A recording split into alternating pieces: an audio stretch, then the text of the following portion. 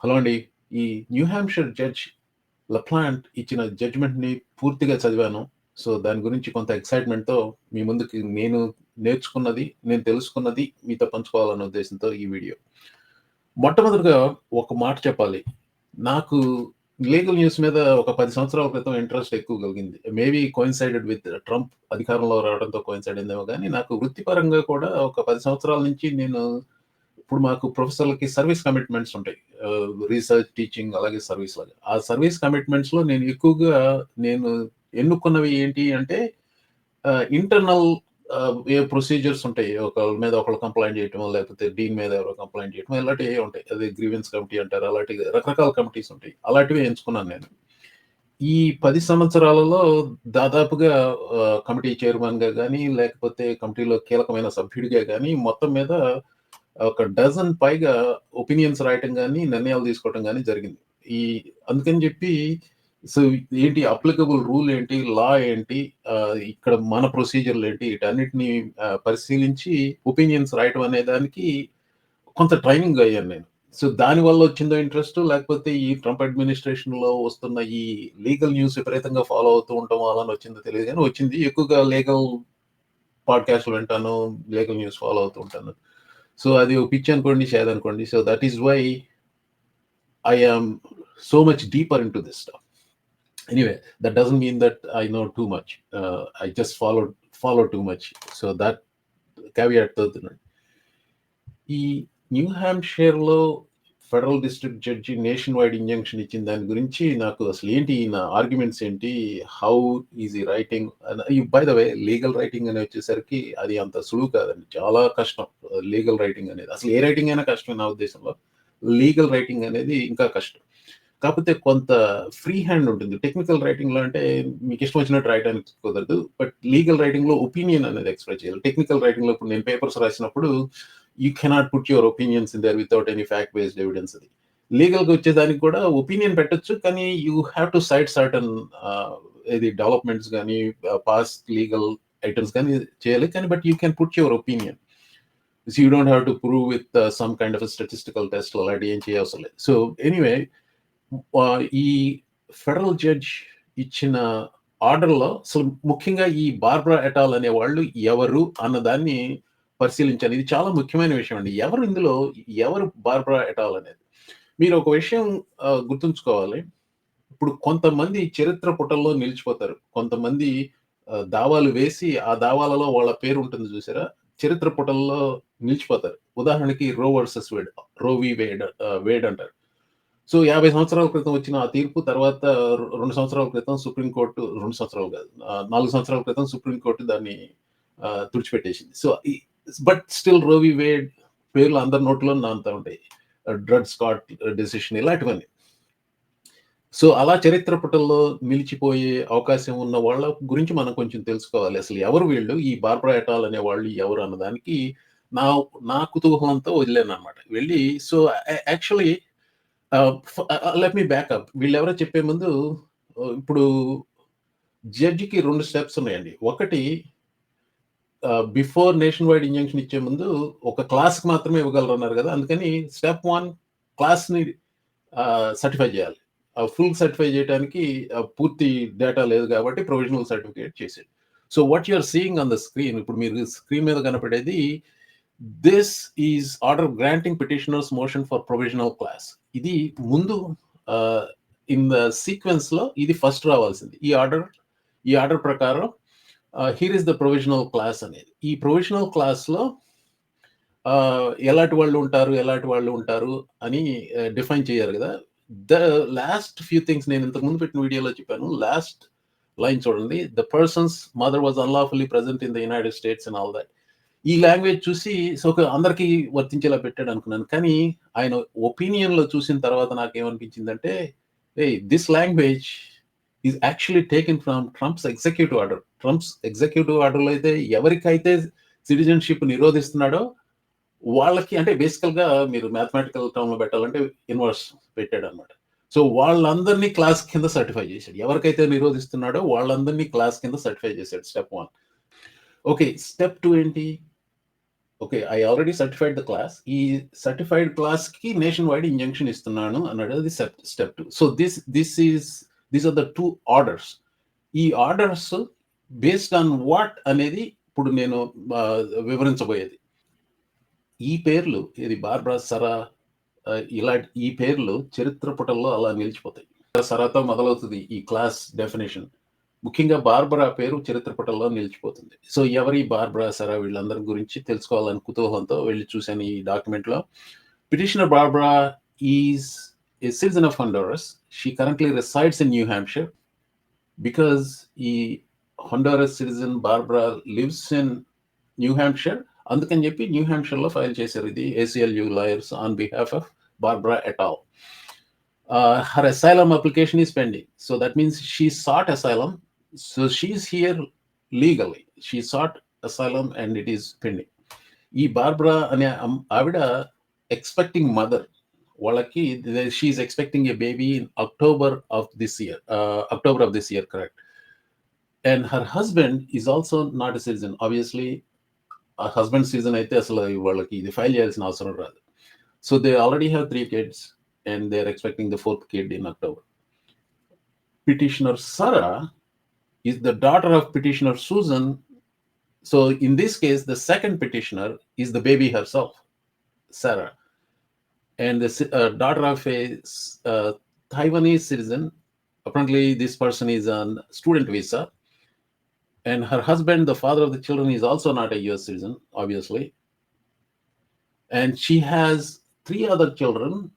She has been here for 12 years. Evaru Susan. Both she and her husband have 3 other children who are already US citizens, even though the parents themselves are not US citizens. Petitioner Matthew is the son of a petitioner Mark, who's a citizen of Brazil. So one from Honduras who's here, who's seeking asylum. One mother is on a student visa. Third named person in this petition is Matthew.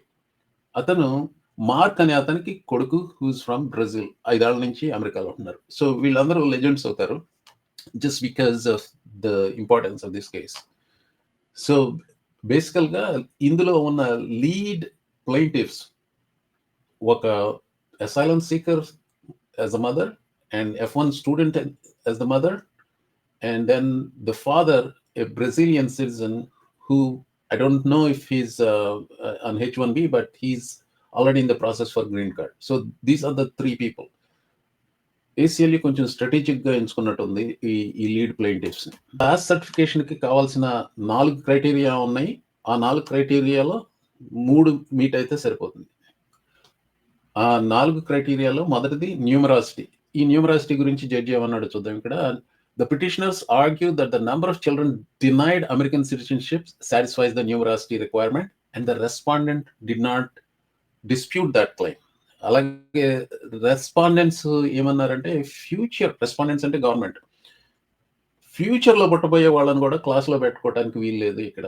ఇంకొకటి, ఇక్కడ మొన్న చాంద్ గారితో నేను చేసిన డిస్కషన్లో ఒకటి వచ్చింది. ఇప్పుడు ఫ్యూచర్లో ఎప్పుడో కన్సీవ్ అవుతారు అనుకుంటే వాళ్ళు పార్ట్ ఆఫ్ ది క్లాస్ అవడానికి లేదు, ఇప్పుడు ప్రెగ్నెంట్ అయి ఉండాలని చాంద్ గారు అన్నారు. కానీ ACLU వాళ్ళ లాయర్స్ ఆర్గ్యూ చేసింది ఏంటంటే, ఫ్యూచర్లో కన్సీవ్ అయ్యే వాళ్ళని కూడా క్లాస్లో పెట్టారు, దాన్ని డిస్ప్యూట్ చేస్తున్నారు ఈ గవర్నమెంట్ వాళ్ళు. So anyway, judge went on to give the reasoning why. See, first of all, those who are already pregnant are plenty enough, but because of the nature of it, ఫ్యూచర్లో conceive అయ్యే వాళ్ళకి కూడా class grant చేశారు ఇక్కడ. So that is what he is, I mean, that's what I understood this document to be on the numerosity side. The number of people in this group are large, very large, and therefore that criteria of numerosity is met. Commonality. వీళ్ళందరికీ కామన్గా ఒకటి ఉండాలి. To certify the class, the court must also find questions of law or fact common to the class. So వీళ్ళందరికీ కలిపి ఒక legal question జత చేయాలి. ఇప్పుడు నాకు ఇక్కడ ఈ ప్రాబ్లం ఉంది, ఇంకొక ఏదో ప్రాబ్లం ఉంది, they are covered by different laws అంటే కుదరదు. సో అందుకని చెప్పి వీళ్ళందరికీ కామన్ ఉందా లేదా అనేది చూస్తే, సో ఈ కామనాలిటీ విషయంకి వచ్చేసరికి ఈ ఎగ్జిక్యూటివ్ ఆర్డర్తో కామనాలిటీ వస్తుంది. బేసికల్గా ACLU వాళ్ళ ఆర్గ్యుమెంట్ అది. ఇది చూస్తే నాకు నవ్వు వచ్చింది. గవర్నమెంట్ ఆర్గ్యూడ్ ఏంటంటే, ఇప్పుడు ఈ కామనాలిటీ అనేది ఫెయిల్ అవుతుంది ఇక్కడ. ఎందుకు లెట్స్ సే ఈ ముగ్గురినే తీసుకుందాం. ఒకళ్ళేమో బ్రెజిల్ నుంచి కదా! ఇంకొక ఫ్యామిలీ ఏమో న్యూ సారీ తైవాన్ నుంచి, ఇంకొక ఫ్యామిలీ ఏమో హండూరస్ నుంచి. సో ఈ ముగ్గురిని చూసుకుంటే వాళ్ళ డొమైసల్ వేరే వేరే వేరే దేశాల్లో ఉన్నాయి కాబట్టి వీళ్ళందరికీ కామనాలిటీ లేదన్నట్టుగా వీళ్ళు ఆర్గ్యూ చేశారు. సో మూడోది టిపికాలిటీ. టిపికాలిటీ అంటే ఇది కామనాలిటీకి కొంచెం బంధువు లాంటిది అన్నట్టుగా జడ్జి మాట్లాడాడు ఇందులో. Typicality is established when the claims of the named plaintiffs and class involve the same conduct by the defendant. ఇప్పుడు గవర్నమెంట్ ఈ ముగ్గురినే తీసుకొని మాట్లాడటం సులువు అవుతుంది క్లాస్ మొత్తం అనే కంటే. ఎందుకంటే 3 ఉదాహరణలు ఉన్నాయి కదా ఇక్కడ.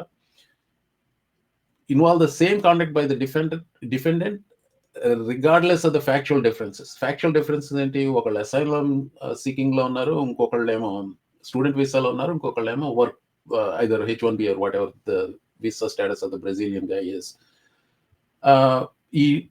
వీళ్ళందరికీ టిపికల్ గా ఒకే సొల్యూషన్ ఇస్తున్నారు ఇక్కడ. That's what the typicality requirement is. Now to the adequacy of representation అండి, the interest of the class. ఇప్పుడు ఇక్కడ ముగ్గురు ఉన్నారు, ఈ ముగ్గురికి సిమిలర్లీ సిచ్యువేటెడ్ వాళ్ళందరికీ క్లాస్ కావాలని అడిగారు. వీళ్ళని రిప్రజెంట్ చేస్తుంది ACLU lawyers. ACLU lawyers will they truly protect the interest of the entire class? అంటే వీళ్ళేంటి సొంత లాభం కోసం ఏదో చేసుకుంటున్నారా అనే దాన్ని అనిపించింది నాకు. But I'm not 100% sure about it. So దానికి ఒక టెస్ట్. అది కూడా the judge decided in all 4 cases. They only have to meet 3 of the 4 criteria. In all 4 cases, the judge found that the plaintiffs నిరూపించుకున్నారు, మేము ఒక legitimate class కి సంబంధించిన వాళ్ళము అని. కన్స్ట్రైన్డ్ టైం వచ్చేసరికి వీళ్ళందరికీ పూర్తిగా నిరూపించుకోవడానికి, అలాగే గవర్నమెంట్ కి ప్రతిఘటించడానికి ఎనఫ్ టైం లేదు కాబట్టి ప్రొవిజనల్ గా మాత్రమే సర్టిఫై చేశాడు. So this is how he applied those legal standards to certify the class. So judge government arguments గురించి కొంచెం ఘాటుగా విమర్శించాడు ఇక్కడ. Catch all arguments. గవర్నమెంట్ ఏమందంటే ప్రొవిజనల్ సర్టిఫికేట్ ఇక్కడ అవసరం లేదు, ఎందుకంటే it's a form of preliminary and emergency relief. ఇక్కడ ఎమర్జెన్సీ ఏం లేదు అంటాడు. ఎమర్జెన్సీ లేకపోవటం ఏంటో ఒకడ జూలై 27th నువ్వు జనాలను డిపోర్ట్ చేస్తానంటున్నావు, ఎమర్జెన్సీ కాక ఇదేంటి? So this is how Trump was arguing. ఈ ఆర్గ్యుమెంట్ చూడండి గవర్నమెంట్ చెప్పేది. సుప్రీంకోర్టు చెప్పింది కదా నేషన్ వైడ్ ఇంజంక్షన్స్ నువ్వు ఇవ్వడానికి వీల్లేదు అని. దానికి దొడ్డిదారిని వచ్చేసి ఈ రకంగా క్లాస్ సర్టిఫికేషన్ అడుగుతున్నారు. అసలు ఇక్కడ నేషన్ వైడ్ విషయమే లేదు, నువ్వు తగ్గుబాసు అని చెప్పి జడ్జికి వాళ్ళు ఇచ్చిన ఆర్గ్యుమెంట్ పొమ్మన్నాడు ఆయన. సో ఇంకొక ఆర్గ్యుమెంట్ ఏం చేశారంటే గవర్నమెంట్ వాళ్ళు, there is not enough time to do the discovery అని. వెయిట్ ఎ మినిట్, అక్కడ ఉపద్రవం జూలై 27th ముంచుకొస్తుంటే టైం లేదు, మాకు ఇంకా డిస్కవరీ కావాలంటే ఇది పొడిగించడం అనమాట. తాత్సారం చేసి జూలై 27వ తారీఖు రాగానే ఈ బేబీస్ అందరినీ కట్టుకి తీసుకెళ్లి గ్వాంటానమో బేలో పెడతారు, లేకపోతే ఎల్ సాల్వడార్ ప్రిజన్ లో పెడతారు ఈ బేబీస్ ని, నాకు తెలియదు. So that's argument they were doing. Back to where we started అండి. 2 ఆర్డర్లు ఇచ్చాడు కదా. Back to where we started అండి. 2 ఆర్డర్లు ఇచ్చాడు కదా. మొదటి ఆర్డర్ వచ్చేసి, ఓకే నేను క్లాస్ సర్టిఫై చేస్తున్నాను, ఆ క్లాస్ సర్టిఫై చేయడానికి ఆయన ఇచ్చిన రీజనింగ్ అంతా చెప్పాను. రెండో ఆర్డర్ ప్రిలిమినరీ ఇంజంక్షన్కి ఇవ్వడానికి ఆయన ఇచ్చిన రీజన్స్ ఏంటి అనేది. Preliminary injunction, the petitioners have requested a preliminary injunction. So preliminary injunction అవ్వాలంటే తను ఏం చేయాలి? What is the legal standard? Legal standard లో మూడు అంశాలు ఉన్నాయి. ఒకటి ఇర్రెపరబుల్ హార్మ్ ఉండాలి. రెండోది ఒకవేళ సుప్రీంకోర్టు వరకు వెళ్ళి అపీల్ పెట్టుకుంటే దే విల్ లైక్లీ సక్సీడ్ అనేది కూడా జడ్జి కన్విన్స్ కావాలి. మూడోది ఎక్విటీస్ అండ్ పబ్లిక్ ఇంట్రెస్ట్ అనేది. వీటన్నిటి గురించి ఈయన డీటెయిల్ గా ఇచ్చింది ఇందులో ఉంది. ఇది పేజ్ 29, పేజ్ 30 దగ్గర నుంచి ఉంది. Likelihood of success on the merits. He explained why the petitioners will likely succeed on subsequent appeals all the way up to Supreme Court. దాని గురించి చెప్పాడు. ఇది ఎందుకు ఇర్రెపరబుల్ హార్మ్ పిటిషనర్స్ కి అలాగే ఎంటైర్ క్లాస్ కి అనేది దాని గురించి వివరాలు ఇచ్చాడు.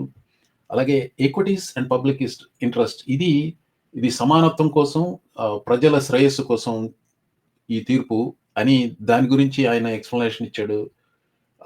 బాండ్ రిక్వైర్మెంట్ అని ఇప్పుడు ఏదో కొత్తగా వచ్చింది. ఈ మొన్న బిగ్ అగ్లీ బిల్‌లో బాండ్ రిక్వైర్మెంట్ ఉండాలి అది ఇది అని చెప్పారు. ఎందుకొచ్చిన గొడవ అని చెప్పి జడ్జిలందరూ $1 బాండ్ రిక్వైర్మెంట్ పెడుతున్నారు. So that is what is happening in this. ఈ కంక్లూజన్ అండ్ స్టే వచ్చి, as the court observed in its earlier case, ఈ జడ్జే ఇంతకు ముందు నేషన్ వైడ్ ఇంజంక్షన్ ఇచ్చాడు. సో అందులో నుంచి ఒక line he quoted again, ultimate lawfulness of executive order will surely be determined by the supreme court. అప్పుడు అదే చెప్పాడు, ఇప్పుడు అదే చెప్తున్నాడు ఆయన. This is as it should be. ఇదంతా చాలా టెక్నికల్గా మీకు అనిపించుండొచ్చు, కానీ నాకైతే ఫ్యాసినేటింగ్ అనిపించింది. So I read it. నాకైతే అర్థమైందండి. నాకు ఛాలెంజ్ వచ్చేసి, నేను ఎంత క్లుప్తంగా ఎంత సరళంగా మీకు ఎక్స్ప్లెయిన్ చేయగలుగుతాను అనేది ఒక challenge. I think the best thing ఏంటంటే, మీరు నా వీడియో చూస్తే మీకు ఇది అర్థమయ్యే కంటే 38 పేజ్ డిసిషన్ మీకు చదివితే మీకే అర్థమవుతుంది బెటర్గా. ఇదంతా చదివి ఆకలింపు చేసుకున్న తర్వాత నాకు అనిపించింది ఇదండి. ఇప్పుడు ట్రంప్ అడ్మినిస్ట్రేషన్ గురించి నేను చాలా క్రిటికల్గా చాలా వీడియోలు పెట్టాను. In my opinion this is an evil administration. ఇది ప్రజల ప్రాథమిక హక్కులు దోచుకుంటున్న ప్రభుత్వం ఇది. ప్రజలని హింసిస్తున్న ప్రభుత్వం ఇది. ఇలాంటి రాక్షస ప్రభుత్వంలో వీ నీడ్ హీరోస్. అలాంటి heroes Barbara et al, ACLU, judge Laplante లాంటి జడ్జిలు, వీళ్ళంతా హీరోస్. అందుకే వీరందరికీ శతకోటి దండాలు. ACLU is a top notch volunteer organization, అత్యద్భుతమైన స్వచ్ఛంద సంస్థ. ఆ సంస్థకి ప్రజల డొనేషన్స్ చాలా ముఖ్యం. నేనైతే ఇంతవరకు ఇప్పుడు వాళ్ళకి ఇవ్వలేదు, కానీ ఇవ్వాలని నిశ్చయించుకున్నాను. ఈ విషయంలో మీరు లబ్ధి పొందినా లబ్ధి పొందకపోయినా కానీ, especially those of you who are on H1B, and I'm telling you, you are not forbidden. ACLU contribution చేస్తే it's not a political contribution. H1B ఉన్నవాళ్ళు మీరు కూడా కంట్రిబ్యూట్ చేయొచ్చు. I making a sincere request, consider donating to ACLU. Anyway, మరొకసారి Barbara et al, ACLU, judge Laplante, వీరందరికీ శతకోటి నమస్కారాలు. Thank you for watching.